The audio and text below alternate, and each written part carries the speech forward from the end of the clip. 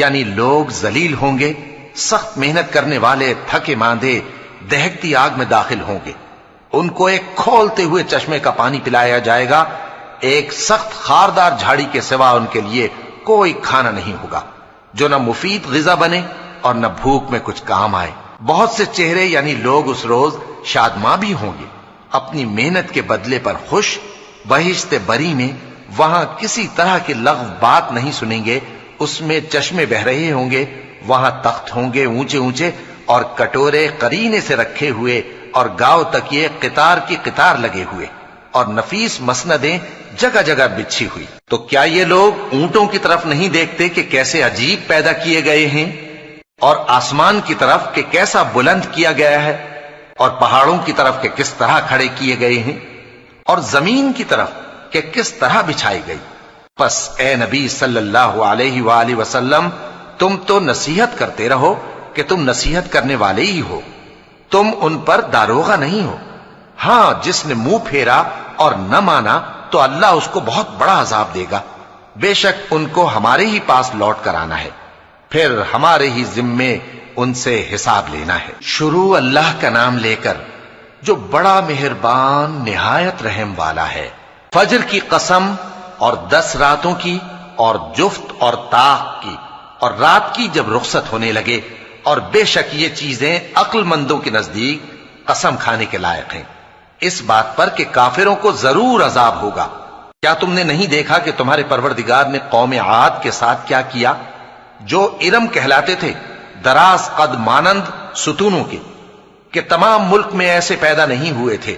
اور سمود کے ساتھ کیا کیا، جو وادی قرا میں چٹانیں تراشتے تھے؟ اور فرعون کے ساتھ کیا کیا، جو خیمے اور میخیں رکھتا تھا؟ یہ لوگ ملکوں میں سرکش ہو رہے تھے، پس ان میں بہت سی خرابیاں کرتے تھے، تو تمہارے پروردگار نے ان پر عذاب کا کوڑا برسا دیا۔ بے شک تمہارا پروردگار طاق میں ہے۔ مگر انسان عجیب مخلوق ہے کہ جب اس کا پروردگار اس کو آزماتا ہے کہ اسے عزت دیتا اور نعمت بخشتا ہے تو کہتا ہے کہ میرے پروردگار نے مجھے عزت بخشی، اور جب دوسری طرح آزماتا ہے کہ اس پر روزی تنگ کر دیتا ہے تو کہتا ہے کہ میرے پروردگار نے مجھے ذلیل کیا۔ یوں نہیں، بلکہ تم لوگ یتیم کی خاطر نہیں کرتے اور نہ مسکین کو کھانا کھلانے کی ترغیب دیتے ہو، اور میراث کے مال کو سمیٹ کر کھا جاتے ہو اور مال کو بہت ہی عزیز رکھتے ہو۔ یوں نہیں، جب زمین کوٹ کوٹ کر برابر کر دی جائے گی اور تمہارا پروردگار جلوہ فرما ہوگا اور فرشتے قطار در قطار آ جائیں گے اور دوزخ اس دن سامنے لائی جائے گی، تو انسان اس دن سوچے گا، مگر اب سوچنے سے اسے فائدہ کہاں مل سکے گا؟ کہے گا کاش میں نے اپنی اس زندگی کے لیے کچھ آگے بھیجا ہوتا، تو اس دن نہ کوئی اللہ کے عذاب کی طرح کا عذاب دے گا اور نہ کوئی اس کے جکڑنے کی طرح جکڑے گا۔ اے اطمینان والی جان، اپنے پروردگار کی طرف لوٹ چل، تو اس سے راضی، وہ تجھ سے راضی، سو تو میرے خاص بندوں میں شامل ہو جا اور میری بہشت میں داخل ہو جا۔ شروع اللہ کا نام لے کر جو بڑا مہربان نہایت رحم والا ہے۔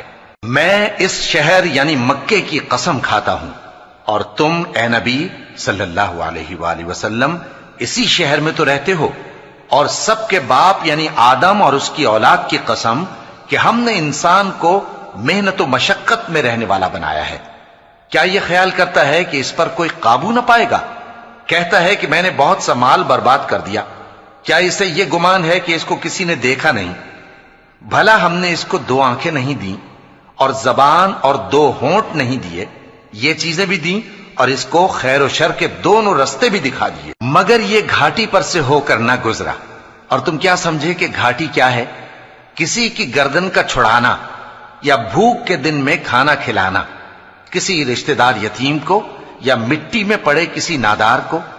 پھر ان لوگوں میں بھی شامل ہوا جو ایمان لائے اور جو صبر کی نصیحت اور ایک دوسرے کو مہربانی کی تلقین کرتے رہے۔